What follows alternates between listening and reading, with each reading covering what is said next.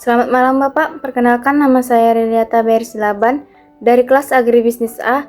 Pada kesempatan kali ini saya akan mempresentasikan materi tentang evaluasi penyuluhan pertanian. Materi ini membahas bagaimana kegiatan penyuluhan yang dilakukan kepada petani dapat diukur tingkat keberhasilannya. Dalam presentasi ini, saya akan menjelaskan mulai dari pengertian, tujuan, ruang lingkup, prinsip, tahapan, hingga manfaat evaluasi penyuluhan. Kemudian diakhiri dengan kesimpulan. Langsung saja kepada pembahasan pertama mengenai pengertian evaluasi penyuluhan pertanian. Evaluasi penyuluhan pertanian merupakan proses sistematis untuk menilai sejauh mana tujuan dari kegiatan penyuluhan tercapai.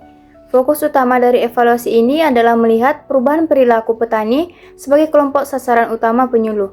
Jadi, evaluasi bukan hanya sekedar menilai apakah kegiatan sudah dilakukan atau belum, tapi juga melihat bagaimana dampaknya terhadap pengetahuan, sikap, dan tindakan petani di lapangan.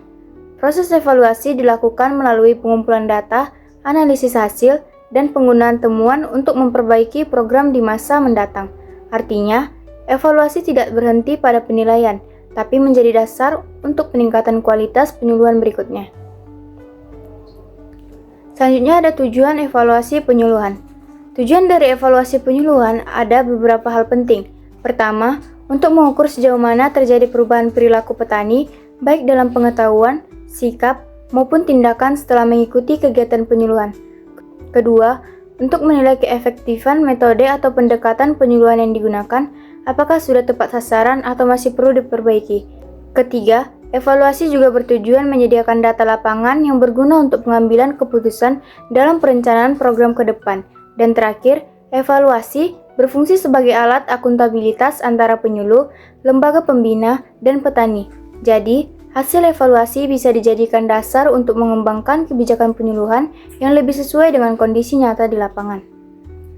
Selanjutnya, ada ruang lingkup evaluasi. Ruang lingkup evaluasi penyuluhan mencakup 3 komponen utama. Yang pertama adalah evaluasi hasil, yaitu menilai apakah kegiatan penyuluhan berhasil menghasilkan perubahan perilaku petani. Yang kedua, evaluasi metode, yaitu menilai sejauh mana metode atau teknik penyuluhan yang digunakan sesuai dengan karakteristik sasaran. Dan yang ketiga adalah evaluasi sarana dan prasarana, meliputi alat bantu, fasilitas, dan dukungan sumber daya manusia. Ketiga aspek ini saling berhubungan dan memberikan gambaran utuh tentang keberhasilan program penyuluhan. Jadi, dari ruang lingkup ini kita bisa tahu bagian mana yang sudah baik dan bagian mana yang perlu ditingkatkan. Selanjutnya, ada prinsip dan karakteristik evaluasi. Evaluasi penyuluhan harus dilaksanakan dengan prinsip-prinsip tertentu agar hasilnya valid dan bermanfaat. Beberapa prinsip utamanya adalah berdasarkan fakta yang valid, dilakukan dengan integritas dan objektivitas, serta disesuaikan dengan tujuan program. Selain itu, evaluasi harus menggunakan alat ukur yang sahih dan menggabungkan pendekatan kuantitatif dan kualitatif secara seimbang. Karakteristik evaluasi yang baik adalah terstruktur, berorientasi pada bukti, dan menghasilkan rekomendasi yang konkret, bukan hanya teori. Dengan demikian, hasil evaluasi bisa langsung digunakan oleh penyuluh untuk memperbaiki kegiatan di lapangan. Selanjutnya ada tahapan evaluasi penyuluhan. Proses evaluasi penyuluhan dilakukan melalui beberapa tahapan yang saling berurutan. Tahapan pertama adalah perencanaan objek evaluasi, yaitu menentukan apa yang akan dievaluasi, apakah hasil, metode, atau sarana penyuluhan. Tahap kedua menentukan indikator yang tepat agar pengukuran bisa dilakukan secara objektif. Tahap ketiga adalah pengumpulan data melalui berbagai teknik seperti survei, wawancara, dan observasi langsung di lapangan.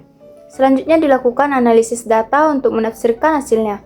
Dan terakhir, penyusunan laporan hasil evaluasi yang berisi temuan dan rekomendasi perbaikan.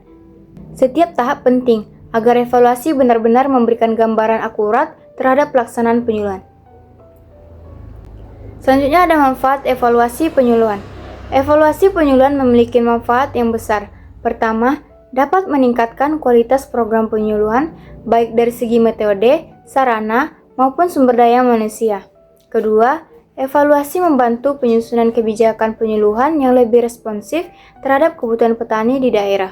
Ketiga, evaluasi berfungsi sebagai mekanisme akuntabilitas antara penyuluh, lembaga, dan petani. Dan keempat, Hasil evaluasi dapat menjadi umpan balik bagi penyuluh agar mereka bisa terus belajar dan memperbaiki diri.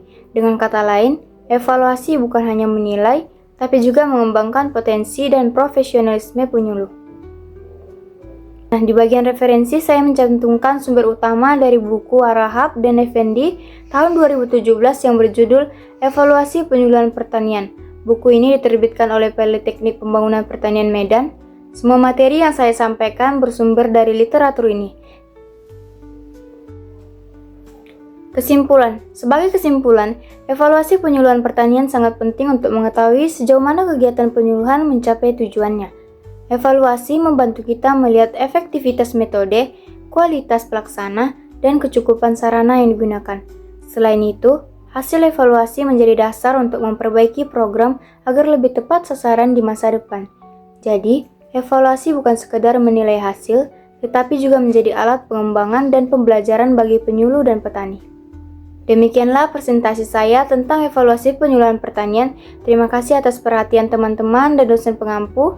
Semoga materi ini dapat memberikan pemahaman yang lebih mendalam tentang pentingnya evaluasi dalam kegiatan penyuluhan. Saya ucapkan terima kasih.